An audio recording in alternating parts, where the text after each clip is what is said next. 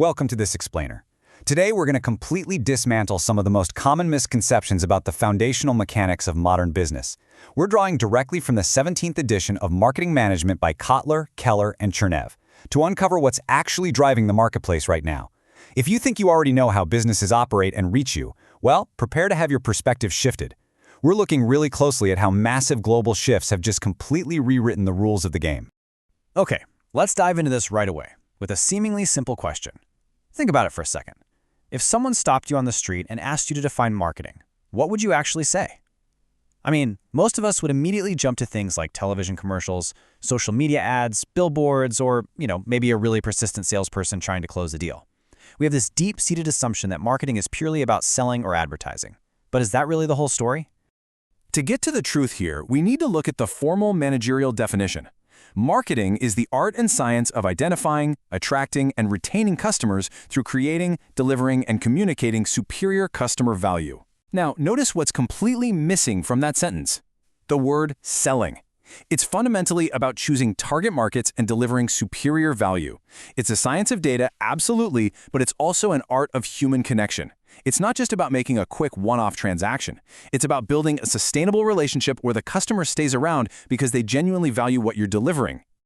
Actually, the legendary management consultant Peter Drucker completely flips our standard perspective upside down here. He stated that the aim of marketing is to make selling superfluous. Just think about how radical that is. He argued that the ultimate goal is to know and understand the customer so intimately well that your product or service just naturally fits them. Ideally, your marketing should result in a customer who is ready to buy before they even speak to a salesperson. All that should be needed at that point is to simply make the product available. The product essentially sells itself because the marketing has perfectly aligned it with a real human need. Section 1. What can be marketed? Let's see how this builds into the real world. If marketing is this vast art and science of aligning value with needs, then what exactly are we applying this to? Well, let's start with the most obvious category, physical goods. Think about rows of soda bottles moving down an assembly line. This is the traditional, tangible anchor we all instantly recognize. Whether it's a bottle of cola, a brand new smartphone, or a pair of running shoes, physical goods are the most easily identifiable things that require finding a target market and communicating value. But if we stop here, we're missing almost the entire picture. Because the scope of marketing is truly vast. It's definitely not just goods. Look at this array of categories. We've got services like your haircut or your accountant, events like the Olympics or a local music festival, experiences like a trip to a major theme park. But it goes even further than that. Persons are marketed. Just think of how politicians run campaigns or how celebrities meticulously build their personal brands. Places market themselves to attract tourists or new businesses. We also market properties, organizations, information, and yes, even ideas. Literally everything from a public health initiative to a political ideology requires the exact same art and science of identifying an audience and communicating superior value. Marketing is quite literally everywhere. Section 2. The new marketing realities. So, we know what marketing is, and we know the vast array of things it applies to. But the environment in which all this happens isn't static. It is fundamentally transformed. Take a look at this framework. It provides a great visual roadmap of how modern business actually works. On the left, we have these massive, overarching market forces. The arrows flow left to right, showing exactly how these huge forces directly drive the middle column, the market outcomes. And those outcomes change how companies and consumers interact. Finally, those outcomes necessitate the right column, the emergence of holistic marketing. You see, you can't just run an isolated ad campaign anymore. The rapidly evolving market demands an integrated, holistic approach just to survive. Let's actually isolate the left side of that chart for a second.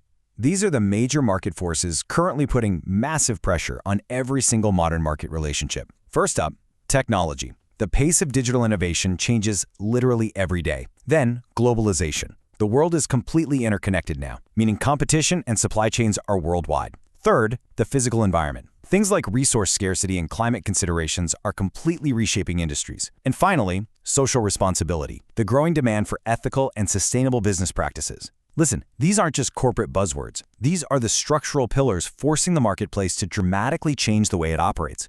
Section 3. The empowered consumer. Now let's zoom in from that massive 30,000-foot global macroeconomic view right down to the micro view. How do those four giant forces actually impact you and me? Well, the direct outcome is the creation of the completely empowered consumer. Technology and globalization have handed us incredible new capabilities. We now use vast online resources as powerful information and purchasing aids. We can search, communicate, and buy totally on the move straight from a smartphone. We can instantly tap into social media to share our opinions and express fierce brand loyalty or, devastating criticism. Think about it. You can stand in the aisle of a physical retail store, look up a product on your phone, read 50 reviews from strangers across the globe, and then decide to buy it from a competitor online, all within about 2 minutes. That's a level of power previous generations of consumers simply did not have. No way. And the crucial point here is that this empowerment goes even deeper. Because of this access, consumers can make vastly better, highly informed decisions. We actively interact with companies now. It's a two-way dialogue, not just a one-way broadcast like it used to be. Furthermore, we have the power to ruthlessly reject marketing we find inappropriate or annoying. Think about ad blockers, spam filters, or simply hitting that skip ad button. We can even extract more value from what we already own, leveraging digital platforms to rent out our cars or our homes. The dynamic has totally shifted, guys. The consumer is sitting firmly in the driver's seat. Which brings us to a final, somewhat provocative thought I want to leave you with today. Look at your own life through the lens of this explainer. You aren't just a passive audience member. You are a highly active participant in this dramatically changed marketplace. So how are you using these new consumer capabilities today? The next time you research or purchase on your phone, or share a brand opinion online, or aggressively hit skip on an annoying ad, remember this. You are exercising the exact macro-level power that is forcing businesses worldwide to completely rethink the art and science of marketing. Thanks so much for joining me for this explainer, and definitely keep questioning the realities of the market around you.